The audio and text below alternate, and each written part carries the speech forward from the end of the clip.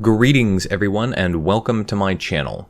I'm your host Captain Rye, and today's video is the long-awaited Scharnhorst video. I know many of you have been asking when I was going to do another one. Well, here is a Scharnhorst battle I had recently. As you can see here, I'm unfortunately still waiting to load into the game. The game is loaded, I still just haven't loaded in. And finally, after several minutes, I do manage to load in. But give it a moment, you'll notice if you pay attention to the minimap, you'll actually see ships popping up on the minimap that I should be able to see, including things that are currently detecting me, that I cannot see. Yes, that's right.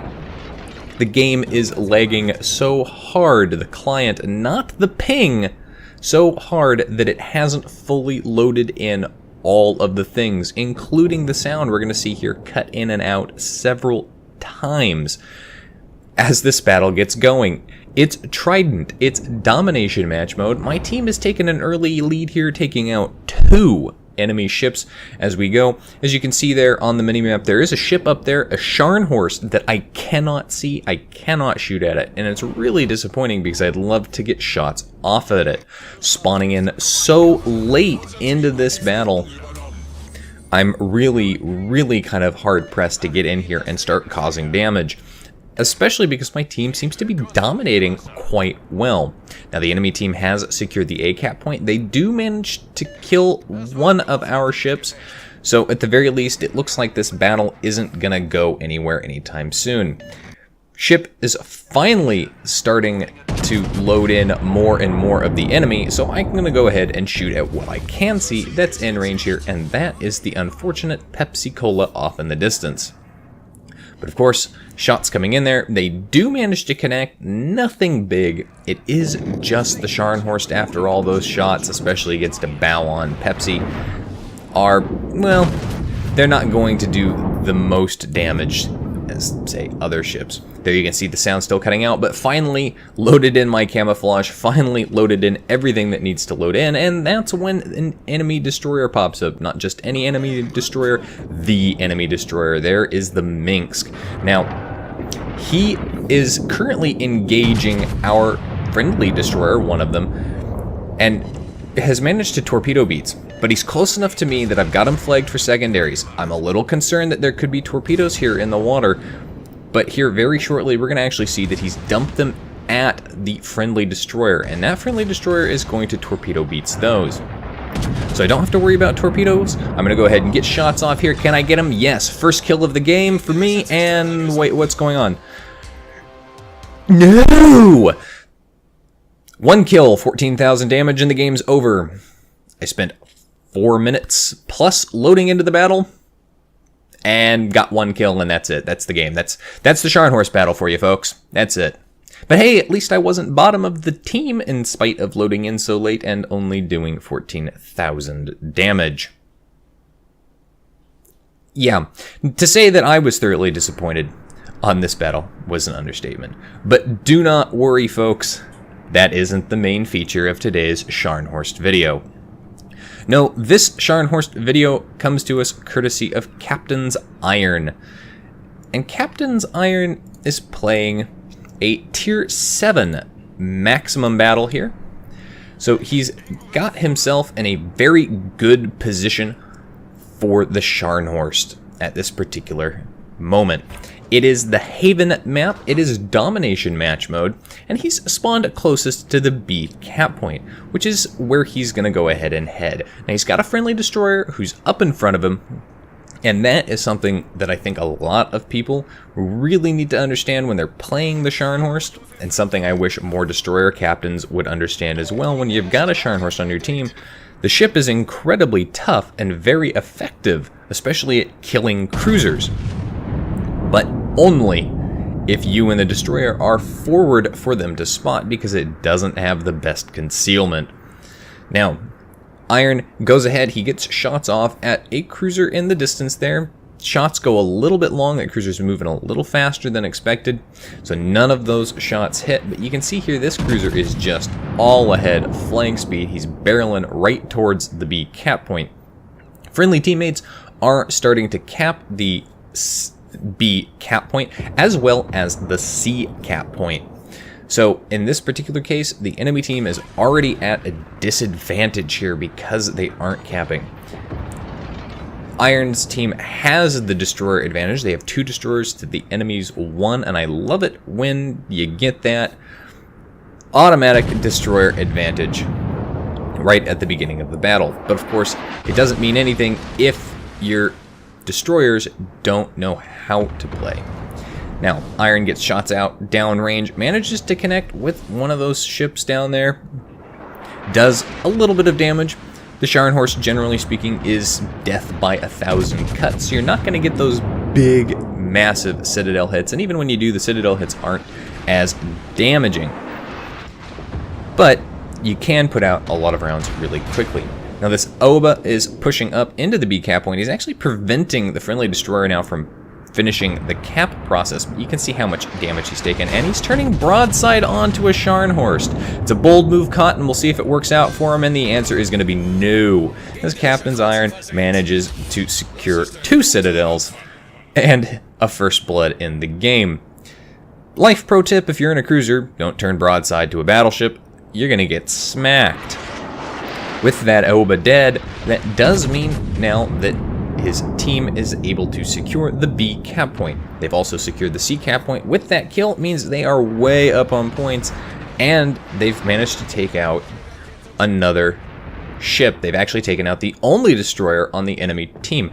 So that means they don't have to worry about a sneaky torpedo boat somewhere in the wild.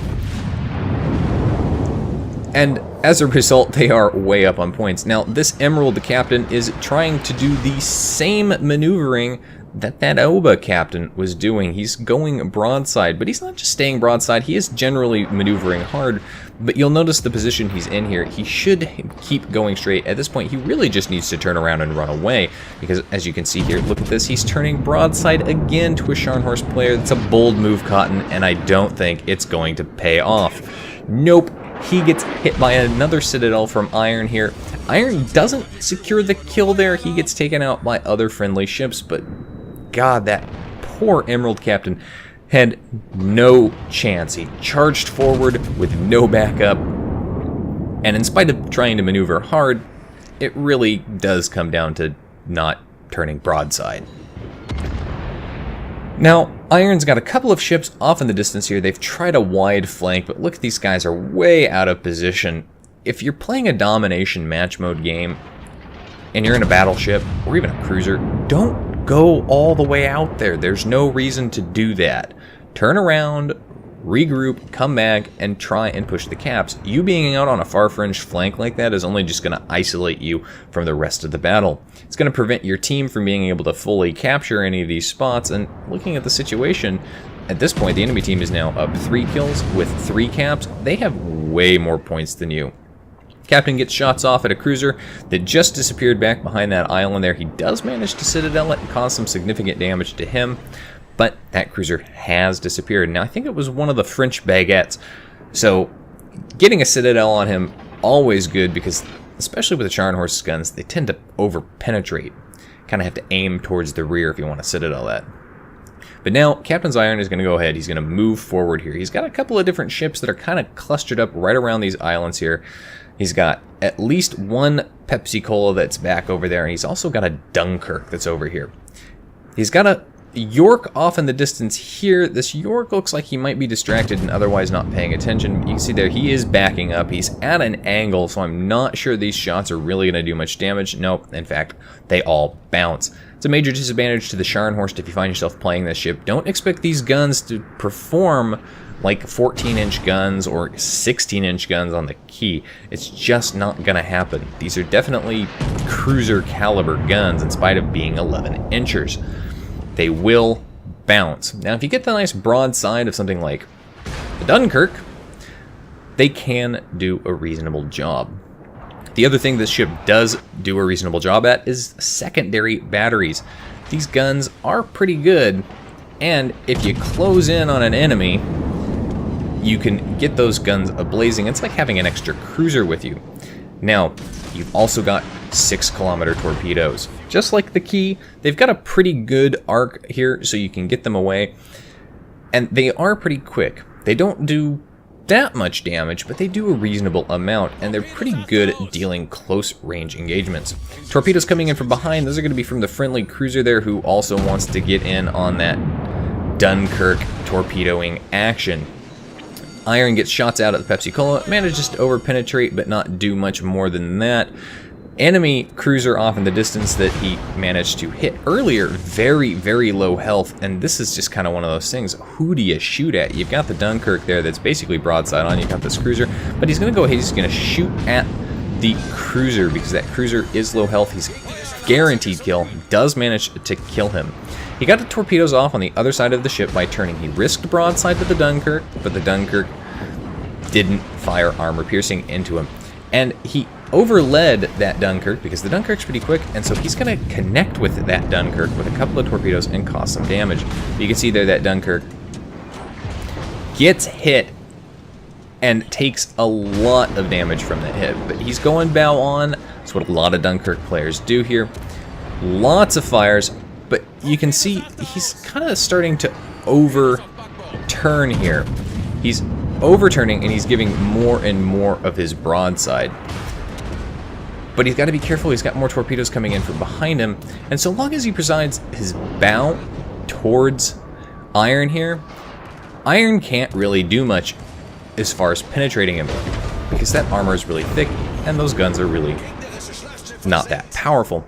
But the secondary batteries blazing away managed to secure the kill on that Dunkirk, partly due to the fact that a friendly torpedo also hit him, lowering the health. Now Iron's going to go ahead, he's going to start pushing up here towards this Pepsi-Cola. Manages to hit that Pepsi-Cola, not the best armor on that ship.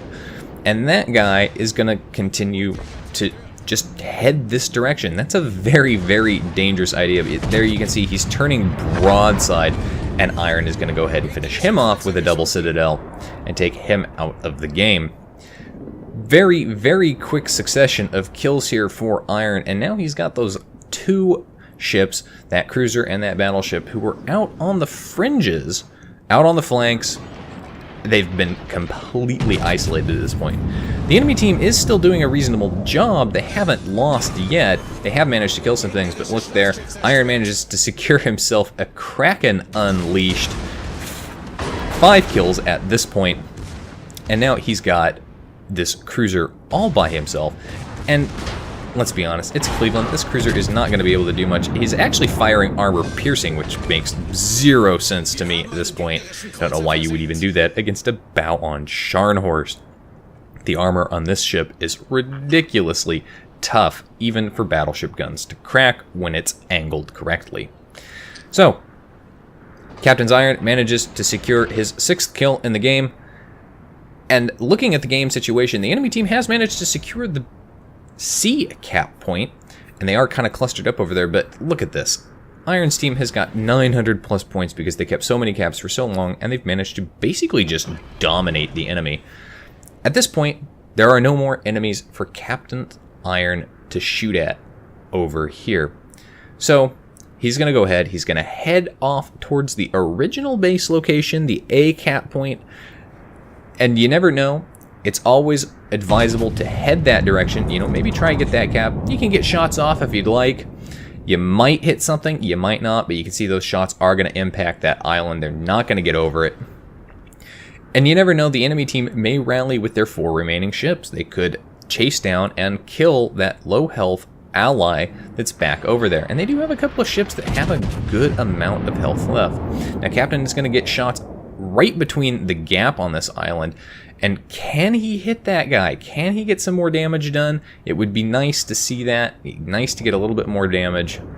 Doesn't look like that's going to be the case here, as those shots either went too far or too short. Always difficult to get those shots over. Now, a way you can counter that is, as you can see, the ship has a catapult fighter. You can swap that out for the spotter, but given the Scharnhorst dispersion, it's not really something that a lot of people choose because your dispersion is already so poor. Talking about shooting things at like 22 kilometers is really just more miss than hit. The enemy team is actually now finally in the process of capping both the B and D cap points. So we know there is at least one ship in the B cap point and at least one in the D cap point here. And they got into those cap points just at the right time because they're preventing Captain's team from securing their victory. But you know what? This guy, he may have a lot of health, but he's isolated. He's out here, and Captain manages to double Citadel him, earning himself a high-caliber base defender ribbon, and that ship has suddenly decided to rethink his life choices, and he's trying to make a run for it back to the C cap point. But look, he doesn't have a lot of health left. Captain's going to go ahead and get shots out there. Most of them are going to impact that island, but there are a few back there that might hit him. Come on. Get some shots in there. No, it doesn't look like any of those hit, but look how much fire's coming in. And look, there's a very, very low health ship off in the distance. Given how many points Captain's team has, they only really need to kill one of these guys. And I'm not sure I would actually shoot at this cruiser. I kind of feel like I would have shot at the cruiser behind him because that would have been a verified, secured kill. And Iron is sitting on 6 kills, so getting 7 in this game would be really, really nice here. So the real question is who's going to get the shots off. Scharnhorst, very, very quick reload. You can see this guy's going behind the island. Captain's gonna try for it. There's not a lot of time left here. Very few minutes left. Can he do it? Nope. One over penetration, not enough to kill him, and at this point, they're going to win on points. Still though, 128,000 damage done, 6 kills, close quarter expert, as to be expected with a Scharnhorst.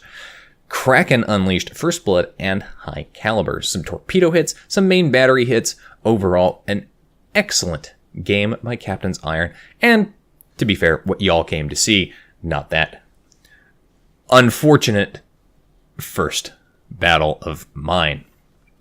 Now, with a battle like that, you would of course expect to be top of the team for XP earned at over 2,000 base XP.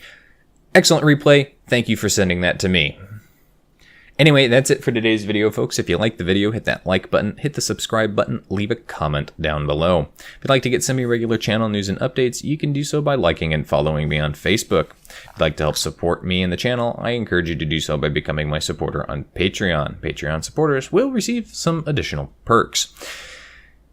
If you've got a replay like this one that you'd like to see featured on my channel, you can send it to my email. And if you'd like to watch me play various games live, albeit intermittently, you can do so by following me on Twitch. You can find the links for all of those in the video description down below. And as always, I'll see you next time.